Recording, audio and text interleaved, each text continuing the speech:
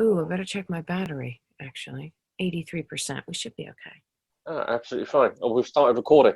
So Hello. that's what we're going to come up with first. All Um, right. welcome to Political Breakdown, a show where me and a guest talk about the week's news. This week, my guest is Ria Lina. Hello, how are we? How are you surviving? How food banks. But yeah, I'm good. I'm good, thank you. Today's been action packed. I was up at 6 to do talk radio, so uh, if I fall asleep in the middle of this, you'll forgive me. But I haven't been up before midday in 8 weeks. Is that do you consider that successful? Is that like I haven't been up before midday? That is successful. That is the way I am supposed to live my life. I'm supposed to stay up till 4 or 5 and then get up at around midday, 1 o'clock. But because I have children and life starts at 8 normally, I've never been able to live. This is my true self. I've never been able to live it. I am Not loving it. yeah. At least someone is. Because not a lot of people seem to be enjoying it, and there's a lot of news stories to go through this week. I do want to start because you mentioned you are a parent, so let's start with schools. Okay. We've seen this week two major things with schools. First, the Daily Mail have been doing their best to try to kill as many teachers as possible. Now, with regards to bringing schools back, are you for or against it at the moment? Do you think it's too soon? Well, let's start with the Daily Mail thing. The Daily Mail thing, they're trying to guilt teachers into going to work, aren't they? Yes, they should be Yeah. heroes. We should allow teachers to be heroes, which is really pissing me off because they're meant to be fucking teachers, not action men. Well, you have to remember that the term hero in this country means someone who does way more than they're paid for. That's Yes, what we mean by hero. That's, we refer to nurses and doctors and everyone in the NHS as heroes because if we call them heroes, we don't have to pay them properly. That's exactly. always been the thought process. My second thought on the Daily Mail is the reason that the Daily Mail want the teachers to go back to work so keenly is they're probably terrible parents and all of the children of people who work at the Daily Mail are probably little shits. Am I allowed to use that language on this podcast? It's me, of course. Yeah, right. So that was my other thought is when I saw, when you've got some publications and they're all supporting teachers, that means that those parents have a wonderful relationship with the teachers. I certainly have a wonderful relationship with the school of my children and the teachers of my children. And so I am more than happy to go with what they're comfortable with because they provide such a wonderful service to my children. And if they feel they can support them remotely, I will support them supporting them remotely. Whereas other people, of course, don't have such a great relationship with their children's teachers and probably miss being able to shout at them in the playground at pickup, which is a Well, shame. you've got a number of teachers, from my understanding, who are still working. They're still sending All of over them. stuff. They're still All sending over teachers are stuff. still working. Exactly. They're still marking. They're still giving work to do. They're still fucking helping with homeschool and everything else. This idea, what's even better about it is the government have come out and said, with regards to face masks, that they do not believe that school children and teachers will need to wear face masks when they're actually in school.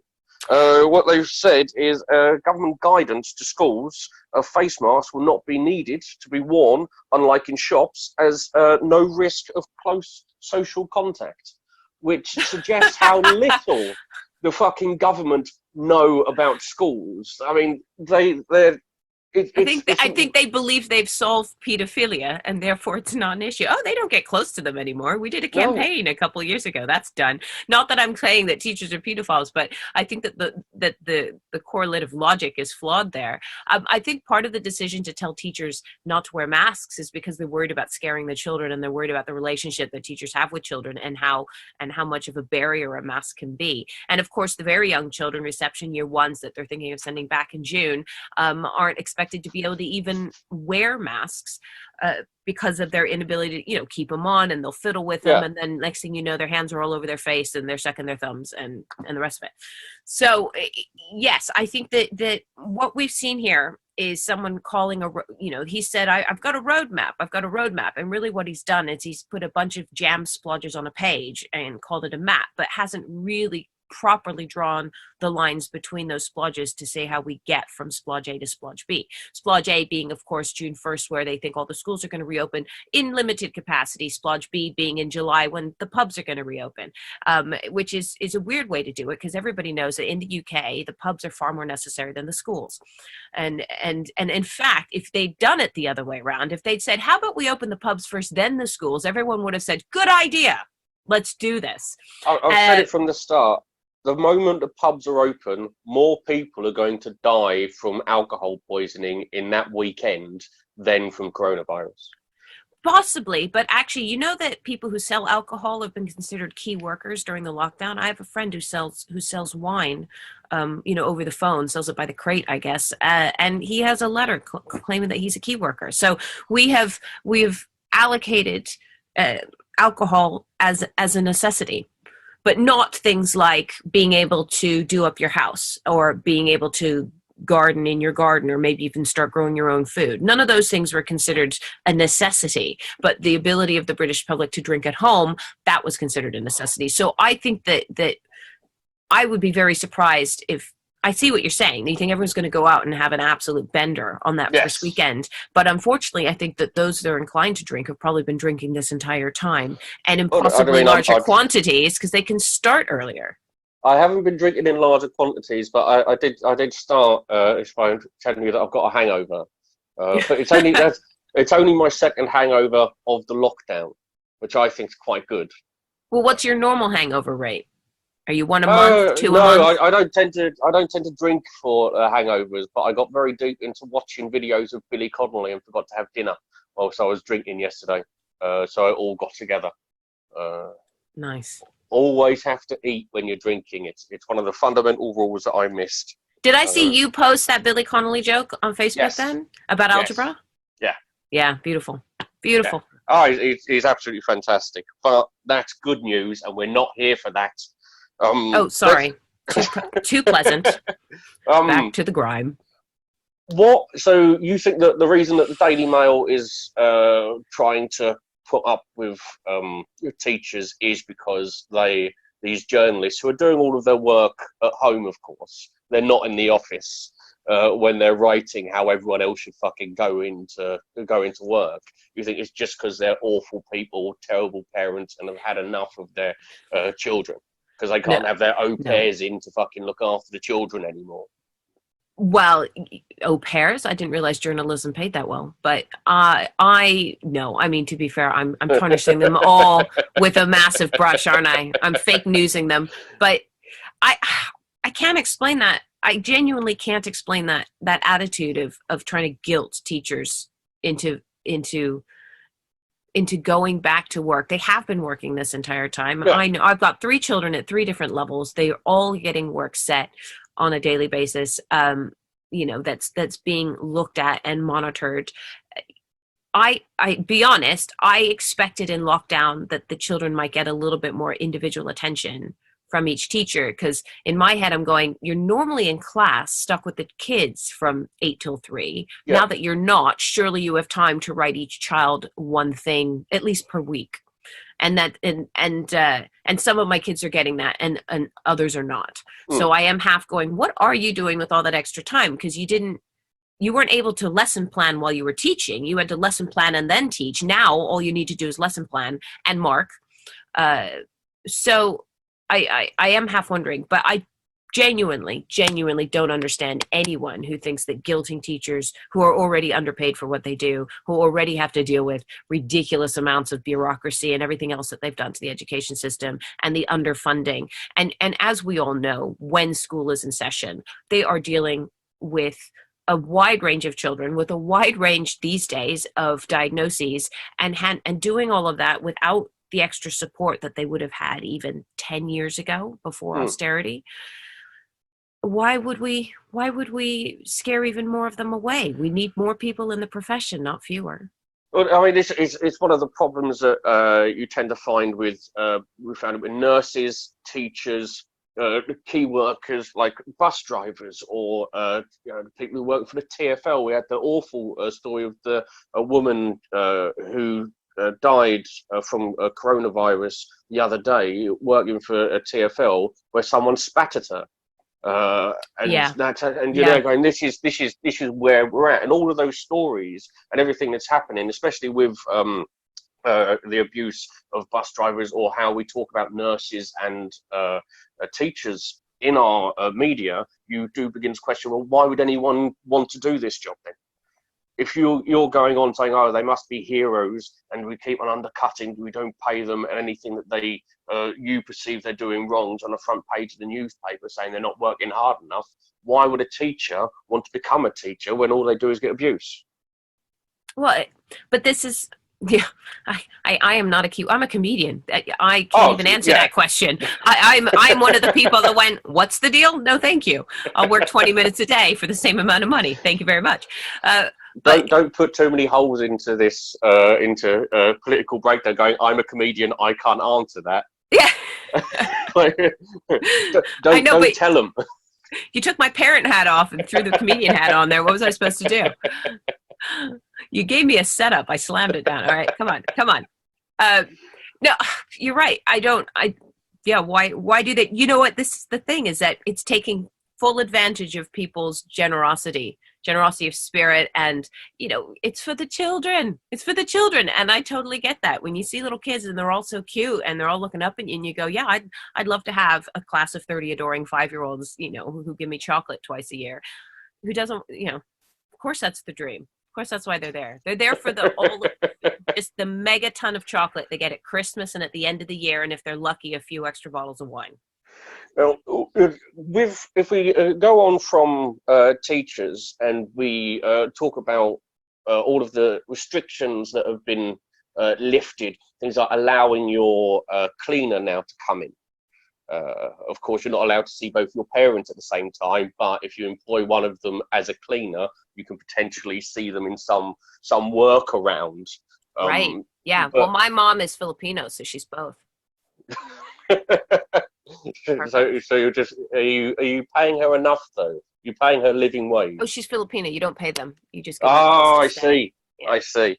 No, there are so many inconsistencies right now in what is allowed and what isn't allowed, and it's very clearly been drawn up by people at the top end who have been sitting there going, I need my house cleaned, I need my children looked after, so let's allow certain people into our homes, but not allow other households to cross mingle. I mean, remember that there are a lot of key workers out there right now whose sole job it is to clean. They're cleaning the tubes, they're cleaning the buses, they're cleaning the hospitals. That is a key worker job. So I can see the logic of going, well, if there are people out there that clean, let them into your homes. But there's a difference between, and I'm quite sure that many of them, most of them, know how to clean properly. But I think that you still needed the guidelines under that. If your cleaner comes into your house, make sure that they are also properly donned with gloves and a mask. I know this sounds stupid, but make sure they clean backwards. But they do. They need to clean backwards. Essentially, if they're coming into your home at their own risk, because they could be coming into your SARS-2, you could be brewing SARS-2 unbeknownst to you and your family members. But anyway, if they're coming into your home at their own risk, they need to start at the furthest point of the house and sort of clean their way out again, so that they themselves as well are not exposing or going back over. There's a certain logic to allowing them in. Childminders have been allowed to work again and that logic is completely down to economics. We need to get the economy going. We can't do that if if the children aren't being looked after. So that's why they've been pushing for childminders in the schools to reopen, is because that seems a logical first step, especially given that so far the evidence indicates that children are less affected by the virus. So even if COVID-19 starts to circulate in this, amongst the children from gathering together, that we shouldn't see a massive explosion. But it's not that we definitely know that children can't transmit it. It's just that we've seen very little evidence of it, and that's two very different things. I mean, children can transmit. They don't get affected as much from what you're saying, but then you've got the other disease beginning with K that Kawasaki. they think is linked to. Well, let's go back a bit, because you've just said two things: that children can't transmit it and they don't get affected as it. But no, they can transmit. They can, but Yeah. this is what I'm saying is that there are papers that say they can't, then there are papers that say they can, and then you've got the fact that they're less affected, and yet we have a 14-year-old who died of stroke. We have a 17-year-old in California that died of a heart attack en route to hospital. So you know, you can look at it from the numbers. You can zoom out and go, this is how many children have not been affected by it. And it will be millions. Millions of children have either had it or not been affected by it or haven't had it yet, but millions. But that does not take away the fact that those individual children that we've heard about have died. And if you zoom in, one child dying is horrendous. That's the question that I do not think is asked enough of, especially our and the US leader. These lying sociopaths. How many deaths are you comfortable with? Because that's where the answer we'll actually see from these people. Because you've got Trump treating 80,000 deaths like it's a success. You've got Boris Johnson acting like 30,000, which isn't the right number. It's closer to 55,000 deaths that we've had in this country. Like, everyone's looking at us like we're winning. So the question always comes, are you taking the economy above life? And if that is the case, how many lives are we willing to sacrifice to get the economy going again? Well, remember at the very beginning that, was it Sage? I don't know who. The scientist said that 20,000 deaths would be a good result for the UK in terms of what they felt that we could manage. Now, we have surpassed that. So we have, unfortunately, not had our best case scenario, which was already 20,000 people, which is massive. Ooh, I just snorted. Don't forget, I don't edit this. That's in forever. That's in forever. Okay. Ria the snorter. I wonder if I snore now. Okay. I definitely talk in my sleep. Which is enough for me to say I'm not sharing a room with no one because I don't know what secrets I'll give away. But no, I mean, it's a balance though. Let's sit on the fence and look at it on both sides. On the one hand, you know, to say that they're accepting all these deaths, it kind of looks like that, doesn't it? It kind of looks like they're willing to sacrifice certain people for the sake of others. But on the flip side, how many people are going to suffer even more greatly from the massive economic crash that we are in?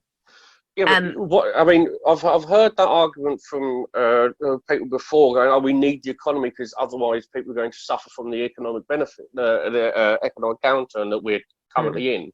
What also massively affects the economy is lots of people dying. Lots of people dying will have a negative effect on the economy. Getting people to work and they all die in the end, that's not good for the economy.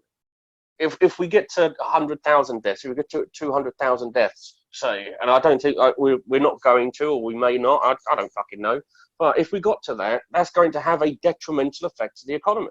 So an economic argument saying we need to get people working doesn't necessarily hold as much muster as people like to, especially right-wing commentators who talking heads of bullshit love to come out and talk about.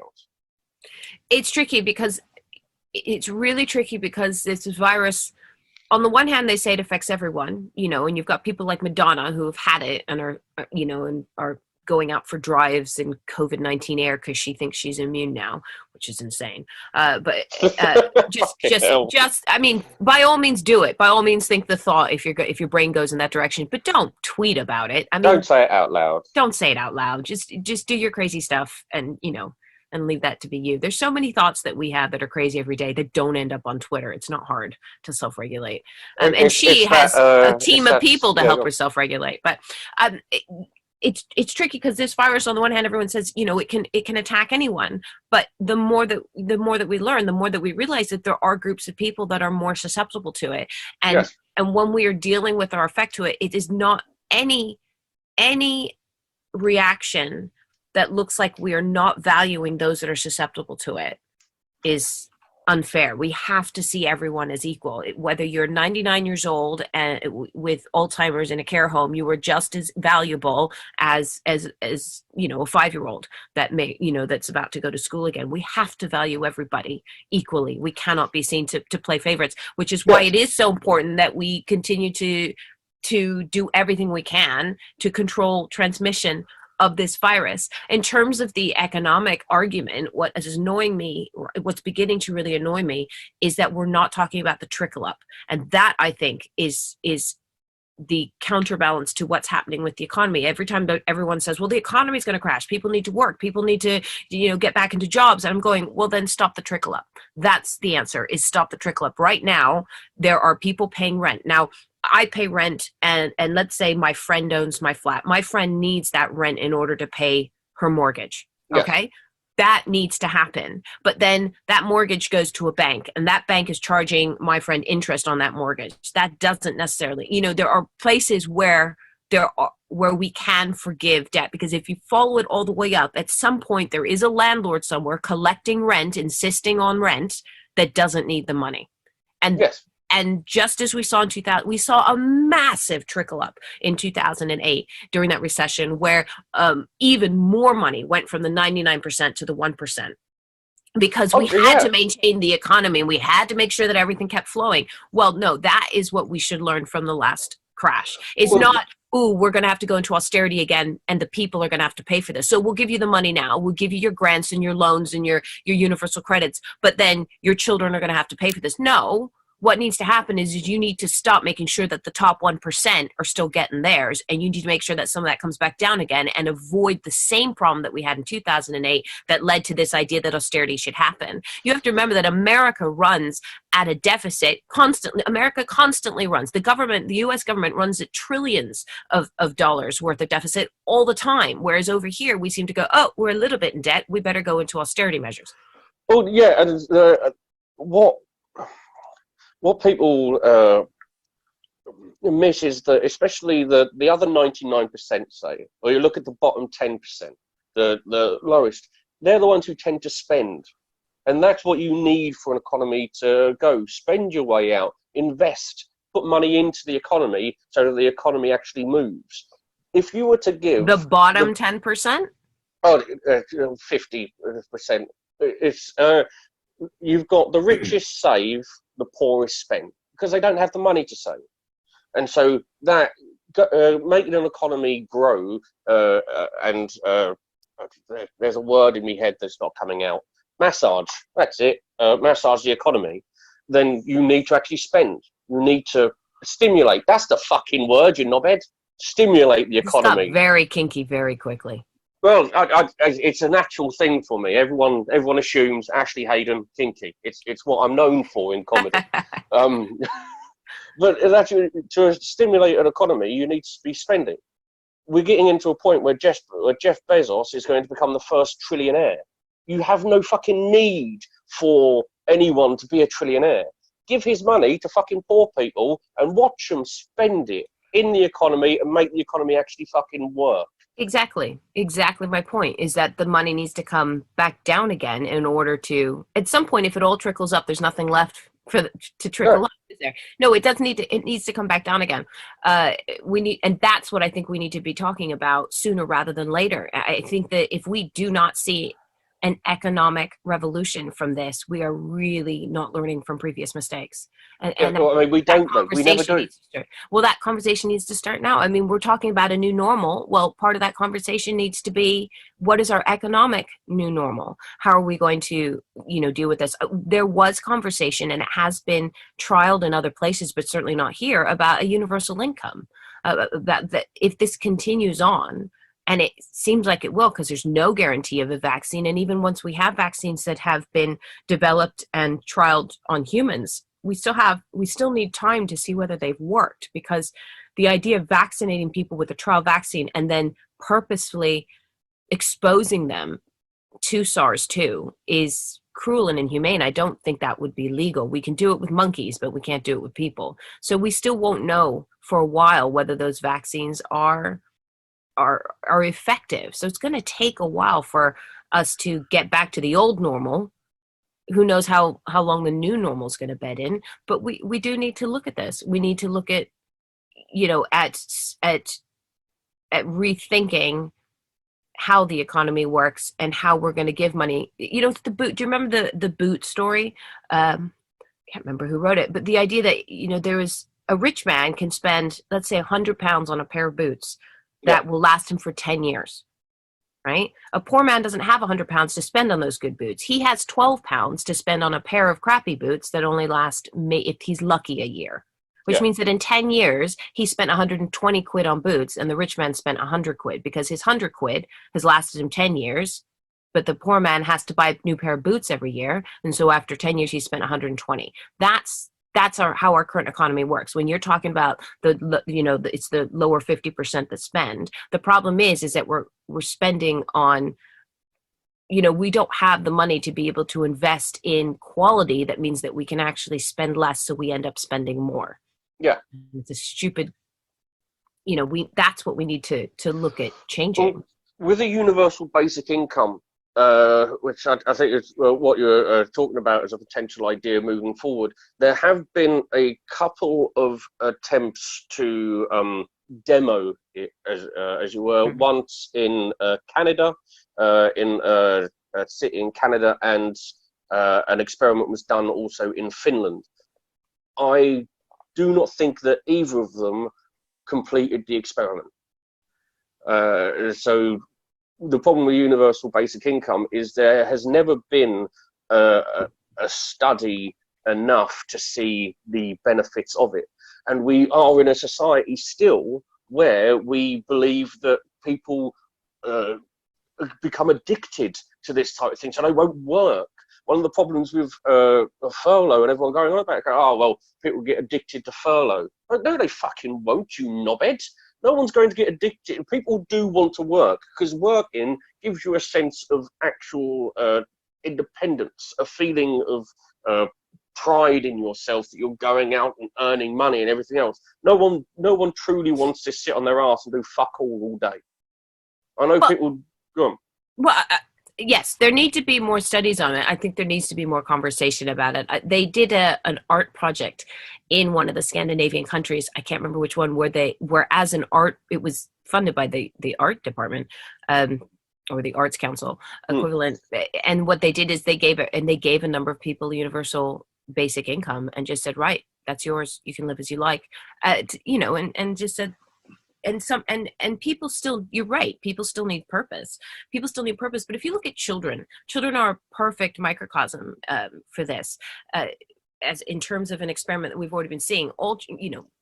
Most children are looked after well, they are fed, they are clothed, they have everything that they need. And then they hit 11 and they want to play that video game, or they want to have that PlayStation. And that's the point where the parents go, well, you're going to have to work a little harder for that if you want that.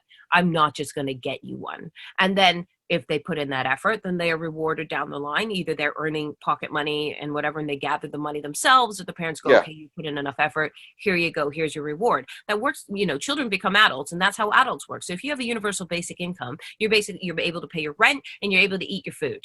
That's it. But if you want anything else, you're going to have to work for it. And I think that enough of society are going to be perfectly happy with that system that they will continue to work. In addition to that, universal basic income is still taxable. This is not a grant. It is still based on tax. So if you're still giving a universal basic income to someone who's, a banker who's earning 6 figures a year, then that pretty much will come back to the government in tax anyway.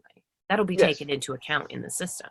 I think that it could be a very useful idea. I think that something like a universal basic income will also allow for more growth in society, because if you've got your rent and food covered, say, then you may be an inventor and actually have some time to solve some of the world's problems when you are not relying on your work that's taking you away from other ideas. More. Well, okay, I'm going to stop you there. We've been in lockdown for 8 weeks. How creative as a comic have you been? What are you talking about? We're doing this. Well, yeah, this you did before. To be fair, this is a product that you were doing. this was already in your life before lockdown. But did you find that when lockdown hit and you're like, right, I'm not traveling to gigs, I'm not allowed to go to work, I don't have to get up at 8 for a school run or anything, what suddenly were you going, it's time to write my opus? How many, I mean, a lot of us not writing our opuses right now. I will say, I'm currently, I started writing a sitcom, writing a play, and I came up with a wonderful idea for stand-up, which I'm never going to be able to fucking perform, which is QVC, but for genders. Okay, that's a brave piece to do. Oh, I mean, no one's going to fucking watch anything I do anyway, so I can do whatever the fuck I want at this point. It's absolutely fine. Well, I mean, I'm lucky because I've always been writing stuff anyway, but I'm not coming up with ways to solve anything, and that's the issue that I was getting at with regards to basic income. If you've got your stuff covered, then potentially we'll give more time for more creative thinking. Creative thinking will allow solutions that aren't currently available. You know what? Already, though, again, it's about the system. Because look at how many wonderfully creative solutions there are with regards to the environment, in terms of finding alternative energy sources, in terms of, developing materials that are more biodegradable or environmentally friendly. We're seeing it, and yet we weren't seeing it being picked up by the wider market. Fossil fuels still have a massive control, massive lobby groups and everything else. So even before we locked everyone down, things were happening, but there were other machinations in place to stop them really taking off. Electric cars, finally. I mean, electric cars were invented how many years ago? Decades ago. I think electric cars have been a possibility. Even cooking oil cars have been a possibility for many years, but it's only in the last couple of years that we've started to see, an increase of their use, and people starting to put in charging stations and everything else. So I come back to the fact that I really hope that this pandemic, that we come out with more than just a new social normal. I hope we come out with a new economic normal, a new technological normal. It would be nice, but I don't trust it, because I don't trust the people in charge. To a point that what we've seen, and especially over the past few days, we've seen an increase of this, especially our government lying out of their fucking holes. Matt Hancock came out yesterday where he was saying that he was lying about putting the government have been putting a protective ring around care homes from the start. They've always been protecting care homes, which is, and this is I think the scientific word for it, horseshit.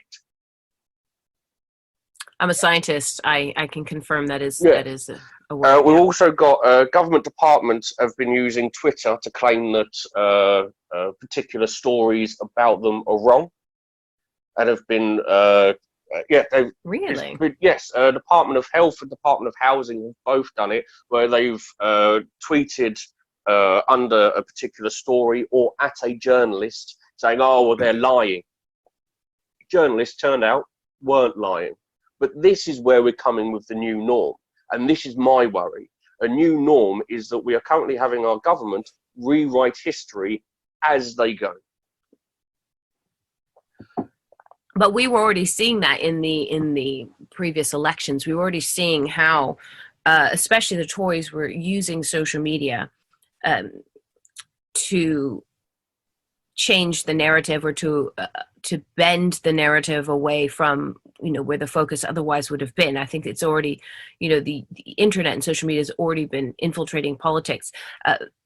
Social media used to be something for the people, and government rose above it. And then now that is the Queen on Instagram now? Even now that the royal family have embraced it, everyone's embracing it, and now it seems to be fair game. But it's actually the Wild West, social media. The same rules don't apply. We haven't managed to get to a point where the rules of engagement, they seem to be saying, oh, well, this is Twitter, so the rules of engagement don't apply. They very much do, especially because you're the government, especially because you should be rising above and making sure that everything you tweet. But the fact is that the government, just like so many companies, when you read about this company did this and this company did that, and because in our heads, companies are big, perfect monoliths of law and order and business, and they should follow all that. But inside every business, it's run by people. It's run by people that in the last 10 years, and companies have been complaining about this, the quality of children, the quality of young people that have been coming out of the education system recently is not what it used to be, because we've been shaving off here, shaving off there. Children that are young adults that are using text speak in interviews, don't know how to format a CV, all the basic skills that you and I have probably had beaten into us by whatever school system that we went through, that we didn't see for a period of about 10 years. I have a kid that went through the system in that time. And you can see as they've come out. I mean, how many, I find gigs to a certain age group, and it's probably right now early to mid 20s, very, very difficult, because they're the ones that have no, well, I don't want to say sense of humor, but they're the ones that don't have the reference base to appreciate a lot of what we're talking about, because they're like, I don't know who that is. I don't know who the Beatles are. Remember when Paul McCartney did a duet with someone modern, and I can't even remember who the modern guy was, and everyone went, oh, look at how nice. Was it Kanye? Did Kanye do it with Paul McCartney? Somebody did a duet with Paul McCartney. You're asking the wrong person. Right. Well, somebody, modern did a duet with Paul McCartney, and then the youth of the world went, oh, isn't it nice that he gave that old guy a step up? And you're going, seriously? That's Paul McCartney. Paul McCartney gave him a step up. Let's just be clear about how that worked. And this is, where they don't. Your views on the generation coming up, generation below us, I understand it. I get it completely. I've gigged in front of people, and you're saying stuff, especially when I'm doing political stuff, and they go, I didn't see that, so I don't know what that is. I can't remember this. I never looked it up, and they go, well, this is thoroughly important. Get off TikTok, you prick. Well, the classic, I wasn't born then. Yeah. And I'm going, you know what? I wasn't born in most of the 20th century. I still know a lot of what went on in the 20th century, who was prime minister before I was born, big events that happened. This kind of excuse of I wasn't born then. You're going, well, okay, so I therefore can expect you to know everything that happened from when you were 0 to 5, right? Because you were born then, so you studied those years, but nothing prior.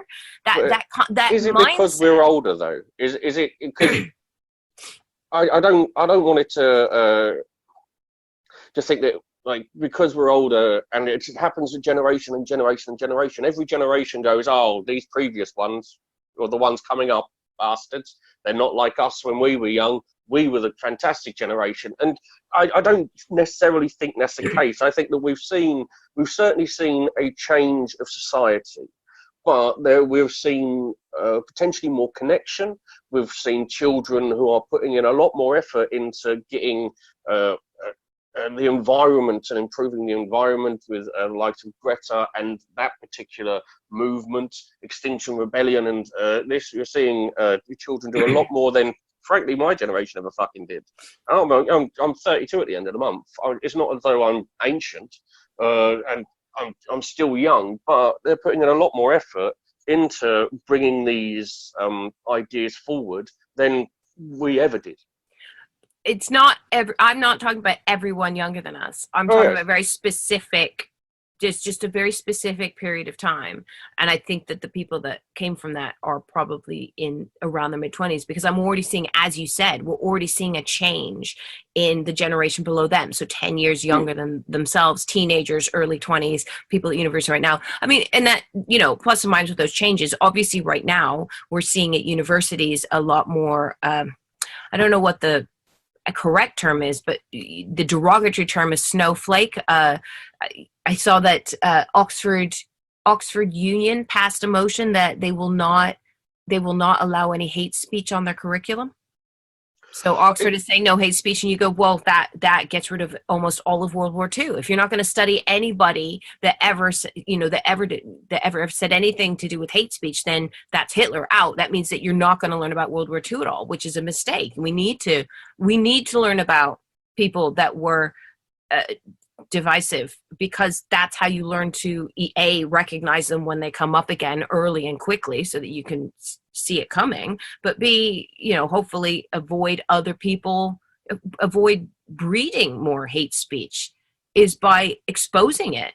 And they've gone against it. So there's a huge change and shift. When I was at university, it was, we were the ones that everything was okay, and the old people were the ones that had all of their limitations on what you could say and what you could do, and we were the ones that went, no, everybody's fine, we love everybody, we love everything, we will fuck anything, we'll do all that. And it was the older people, and now it seems that we're the ones going, let's be a little bit more open-minded.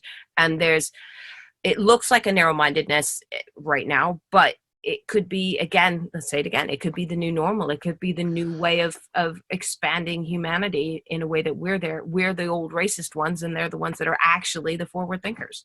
Well, I mean, one of the things we've seen, especially over, say, the past 10 years, is a massive growth in nationalism and hate. Authoritarianism has almost taken over the fucking world. The people who we voted in, from Hungary with Orban, I mean, Putin's been there for ages. You've got, even in Myanmar, you've got ethnic cleansing going on. You've got Trump. You've got Brazil's nutty bastards. Our country with our hate going on. It's with our generation. It seems that what we've allowed is, with all of this, it's absolutely fine. Say what you like. Do what you like. We will fight it. We didn't fight it. We let it grow. We let it grow. So allowing, learning about hate speech is all fine and dandy, but all we've done is incubate it and let it grow stronger. And that's our generation and generations older than us. That's all that's happened. We've now got to a point where hate is the new normal. We've given people like Katie Hopkins spiked online, everything, anything, Rod Liddell, all of these people. We've given them a voice, we've given them money, we've given them time, and we've said, go ahead, say what you like. And what has that done? That has allowed hate to grow to a point that we may never get to a point where we are not nationalist. Well, okay, hang on. There was loads in there. First of all, I don't think that we've allowed hate to grow. I think it's naive to think that we got to a point where everyone was holding hands and drinking Coke on the planet. Oh, no, certainly. No, nationalism has always been there. This move towards nationalism that we've seen in terms of Trump and as you said, Orban and Bolsonaro in Brazil, even to a certain extent what happened with Brexit and everything else in the UK, that's probably a global pushback against globalization, and that's what you get. You get an ebb and a flow in humanity. You don't just get a constant move in a direction. So we're ebbing and we're flowing, but the fact it didn't grow, it's always been there. And I think that's what the Brexit, not the referendum itself, but the aftermath demonstrated, is that there was a whole host of people that had opinions that never felt that they had the right to express their opinions until Brexit opened that up for them. They were always they'd always felt that way. They weren't bleeding heart liberals that became nationalists in the last 5 years. They were always sitting in their communities and their villages, and they were feeling, and not necessarily directing it towards the right enemy, but they were feeling hard done by for a variety of reasons. Austerity would have hit some of those communities harder than it hit us in London, certainly. And this was their opportunity to speak. That we've never had such, the internet, the fact that we're doing this in our remote households over Zoom, we've never had the opportunity for everybody's voice to be heard. I mean, that's something that Twitter's really brought to the fore, is that if you want to speak into the conversation, then start an account and start speaking. And the more frequently you shout, and if you shout at the right time, and if you have important friends that are willing to echo your response, then you're going to get heard. So that's what's changed. It's not that suddenly the world has shifted to a nationalist viewpoint, or there's been a surge in it. It's that those people that had those opinions have suddenly got a voice, because before then voices were controlled by the media. They were controlled by, and those are often more lefty liberal. The biggest media in this country has been for years the Mail, the Sun, and maybe the Times, Telegraph. The Liberals have never been in charge. No, The left have never had power. This idea that the left control everything, they control fuck all.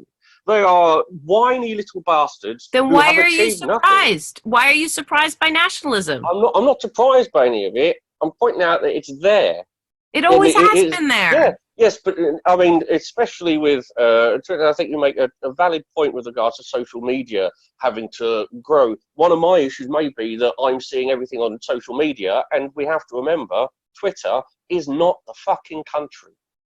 And it's a mistake I make all the time. So you see something on Twitter, they go, oh, but the country's awful. Whereas you go to fucking Dudley and you talk to people, most people aren't on Twitter.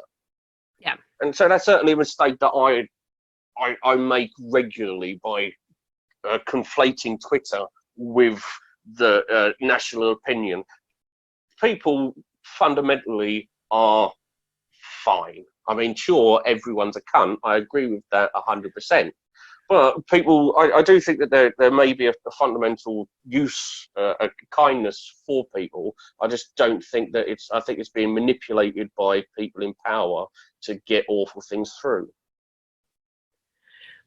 I will certainly agree that people in power often manipulate things to get things through all the time. I think that's a universal truth. Let's go on to actual bit of news, because we've got like 15 minutes left. Okay. And we have not covered any of the news. Oh gosh, we haven't. But that makes this episode evergreen, doesn't it? It's an evergreen episode.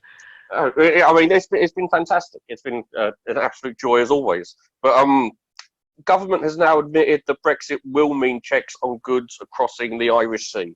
Now, Boris Johnson, of course, famously just a few months ago said that it wouldn't do. Are you surprised that they're going to be crossing on the Irish Sea? Do you see this affecting the Northern Ireland's and Republic of Ireland's relationship? Well, I mean, this pandemic has highlighted.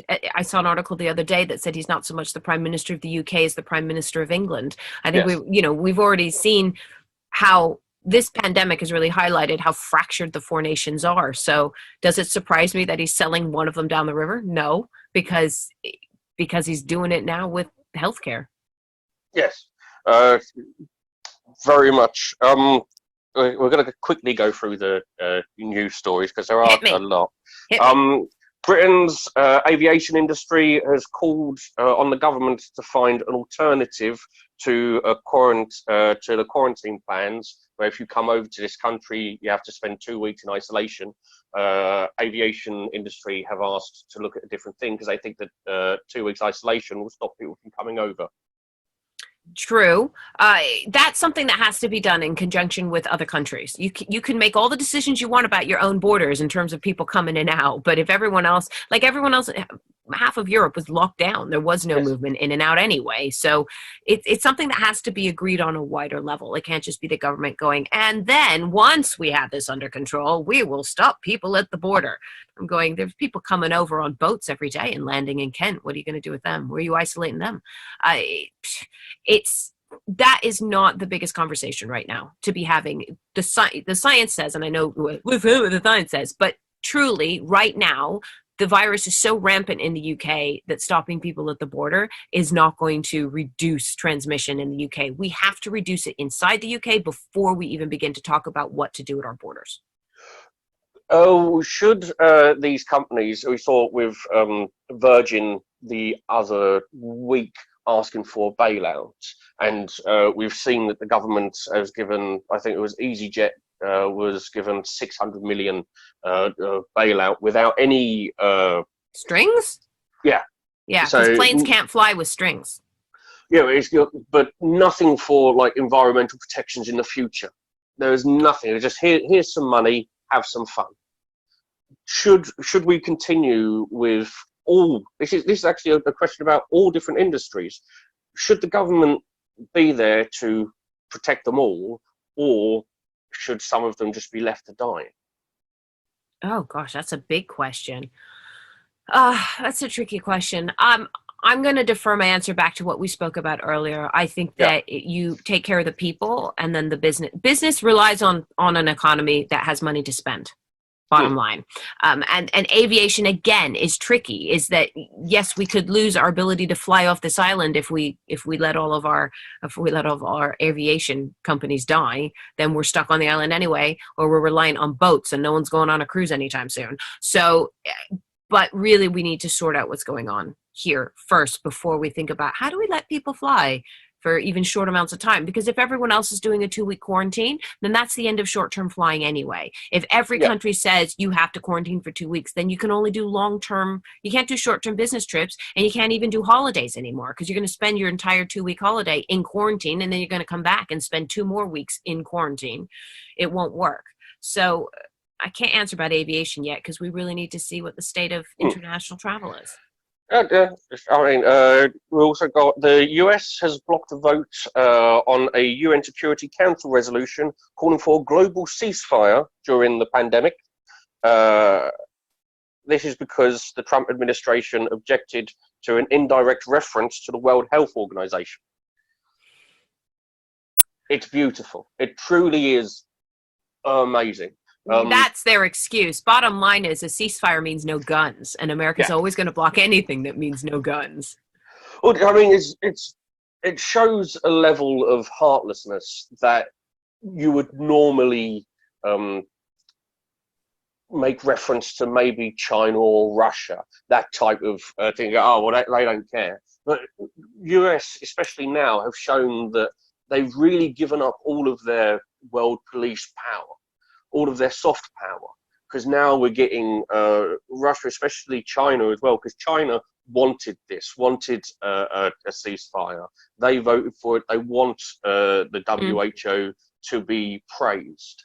Now, whether they want the WHO to be praised because it would annoy the fuck out of Trump, do not know. Well, the WHO is support. China needs support right now, because right now this narrative that they purposefully allowed it to escape from a lab. And then there's the other narrative that Americans brought it over to China, like this stupid petty thing of where did it start? It doesn't matter. I mean, yes, scientifically we need to find out where this originated so that we can hopefully stem that flow of viruses from nature into humans. But it doesn't, other than that, it doesn't help politically. Like, why politically are we chasing the agenda of, well, you started it. Well, no, you started it. Well, it was done on purpose from a lab. It's irrelevant to the suffering that's going on right now. And the World Health Organization is trying to keep it as health and scientifically pure as possible, as far away from politics as possible. And so China's on board with that right now. They're on board with, let's just get on with trying to solve this rather than trying to find someone to blame for it, which is America's litigious. I mean, you know, the moment that something happens, it's right. Okay, something bad has happened. Who do we sue? And that's what's happening on a worldwide scale, is something bad has happened. And so America's first thought is, who do we sue? And they're looking for someone to sue. They want to sue the World Health Organization. They want to sue China in a political context, maybe not literally, but they're looking for blame. It's always about blame. Do you think that the coronavirus has helped grow xenophobia and anti-Asian racism, or do you think that has always been there and coronavirus is now being used as an excuse for it to be pointed? I think that the underlying currents or the basis of racism and xenophobia are there in every population, and it just takes a stimulus to create. In this instance, it's the virus, and in this instance, it's anti-Asians. But with Ebola, if that had reached the West more significantly than it had, it would have been against anybody who was Black.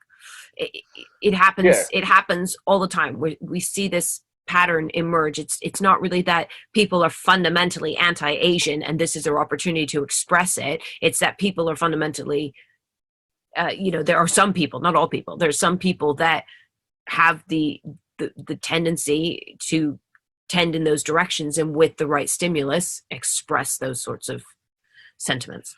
Yeah. With next story, which is part of the UK strategy to ease the lockdown, Brits have been told to wear face masks in enclosed spaces. What's interesting is that France and Germany giving them out for free.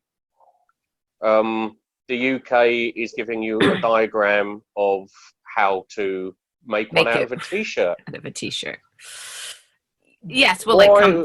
it comes down to PPE, doesn't it? It comes down to what we're willing to spend money on, what we have available. Masks have been a massive debate from the beginning. It's generally accepted that a mask is not there to protect you. It's there to protect those around you, so that if you happen to have it, you are reducing your spread by not breathing it all over everybody.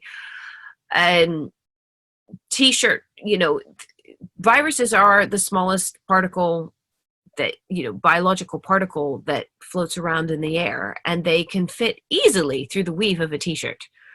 And of course, if you double or triple or even quadruple layer that T-shirt, then it's going to have to get, it's going to be harder to wend its way through all of those holes. But bottom line, masks are not perfect.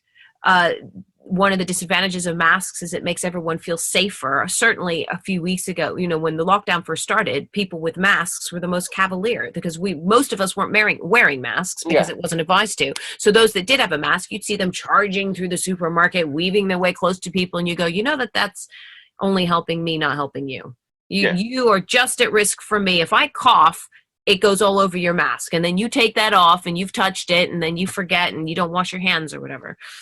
So, what do you want me to say? It does not surprise me that the UK is not providing PPE for its population. It's not even providing it for its healthcare workers. I don't want it to seem like this is just anti-Britain, so I will add in what is the fucking most beautiful madness of news over in France is they have made face masks compulsory, but they've still banned the burqa. And they're going, so let me get this straight. Cover your face with a face mask as long as it's not religious. This is what France have done. They've still managed to, because it was the burqa and the all of the religious garments. Do you think that? I'm not even going to ask a question. It's fucking mental. It's just mental. France needs to get the fucking... So you can wear a hijab and a black face mask and you'll be fine. Oh, yeah. As long as it's... but you have to make sure that it's not religious. So maybe have Spider-Man designs on it or something. You can't have it just religious. Be black? It depends if it comes across as religious or not. That's it. Right. What if science is your religion? Oh, don't go to parties. That's what I'd say to that. Don't want to meet someone like that at a fucking party. My religion is actually science. Oh, fuck off, mate. Out the door, you dickhead. This will be the final piece of news, and we're going to have to go through quickly on this. And it's this is new analysis from the Global Nutrition Report 2020 has found that most people across the world either cannot get access or cannot afford healthy food, and saying that malnutrition is actually the leading cause of ill health and death globally. Yep. It's not the nicest story to end on, but I weren't fucking looking for it to be. It is suggesting that we've got bigger problems to deal with once this coronavirus pandemic is over. They were always there. That's the thing. All of these issues were always there. But hopefully this highlights it so that our new normal includes, as I said, a social change, an economic change, political change. Well, all this is doing is highlighting that we got work to do, man. We got work to do. As a race. No, yeah, we do, and it's not going to be easy. It's not going to be fun, I think, for a lot of people. Malnutrition is one of those things that you're just there going, how? Why are we at a point where we're meant to be the fucking most advanced we've ever been in life, still having a lot of people in society unable to afford healthy food? I think the packaging also has a lot to come for, because especially I live alone, and go down the shops, and they go, well, this is enough food in a box for a family. I'm just one person. Can I not just get a handful of this instead? So if it's an avocado or something, they're going, I can't eat 4 avocados in 2 days before they all go off. I'm one man and I'm not a vegetarian. Stop. Let's give me one of the fucking things. Anyway. Ooh, Ashley eats avocados. Oh yeah, the whole idea of me being some working class hero out the window. Um, do you What have a anything? hipster. Do you have anything to plug? I'd love to plug my podcast. It's called Yep. Ria Lina's Behind, and it's essentially I talk to an expert every episode, and we just go into some of the facts behind the stories, and really to understand better what is happening. So I speak to a virologist about what is a virus, because we're talking virus. Some people are going, I'll just take antibiotics, and you go, no, that doesn't work. I've spoken to an economist talking about what's happening with the bailout, but it's not a bailout. You'll learn that in the episode. I'm just editing now an episode where I speak to someone who works for Public Health England. So we're going to get some Very interesting nice. insights there into management and pandemic management. And so it's called Ria Lina's Behind. It's on all of the platforms. So if you just want to know a little bit more about what's going on your daily exercise walk. Well, you can send over all of the links and everything, and they'll all be below this video. Yay, down there. I want to thank you for being on. It's always Pleasure. interesting to have you on. I'm going to stop the recording now, and then we'll have a very quick chat after this, 2 seconds, and then it'll all be done. So let me do the recording. I don't really end anything. Done.